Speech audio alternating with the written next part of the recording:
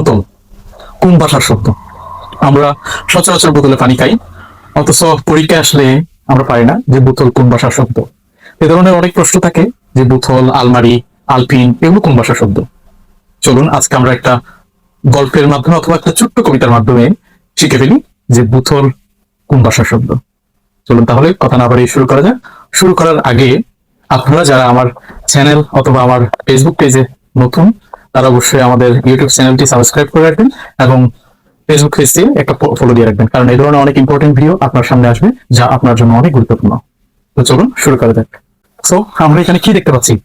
এখানে আমরা দেখতে পাচ্ছি গুরুত্বপূর্ণ পর্তুগিজ শব্দ মনে রাখার টেকনিক। তো এখানে একটা আমি খুব সুন্দর করে একটা কবিতা সাজিয়েছি ছন্দে ছন্দে, যে কবিতার মাধ্যমে আমরা পরীক্ষায় আসা গুরুত্বপূর্ণ পর্তুগিজ শব্দগুলো সহজে মনে রাখতে পারি। তো চলুন কথা না বাড়িয়ে শুরু করি। আলমারির চাবি জানালায়, বালতি বোতল গামলায়, তোয়ালে ফিতা পাশে রুটি, আনারস পেয়ারা খাই কুবি, সাবান আলপিন আলকাত্রা, গির্জাই ফাদ্রি কেরানির কামরা। এই গল্পটা যদি আপনি 2-3 বার ভালো করে পড়েন তাহলে মুখস্থ হয়ে যাবে, এবং সেই সাথে মুখস্থ হবে অসংখ্য অসংখ্য অসংখ্য অসংখ্য গুরুত্বপূর্ণ যে পর্তুগিজ শব্দগুলো রয়েছে যা আমরা পরীক্ষায় আসলে আনসার করতে পারি না, তার সহজে আমরা মনে রাখতে পারি।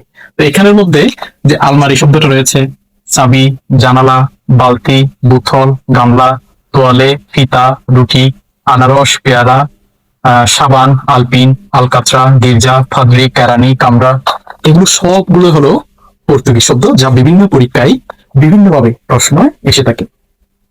তো আপনারা কমেন্ট বক্সে জানাবেন ভিডিওটি কেমন লাগলো এবং এই ধরনের ভিডিও আপনারা চান কিনা সেটাও আমাকে কমেন্ট বক্সে জানাবেন। যদি আপনারা চান তবে আমি আরো এই ধরনের ভিডিও আপনাদের সামনে তুলে ধরতে উৎসাহিত হব। দেখা হবে পরবর্তী কোনো ভিডিওতে। ততক্ষণ পর্যন্ত ভালো থাকুন, সুস্থ থাকুন, টাটা।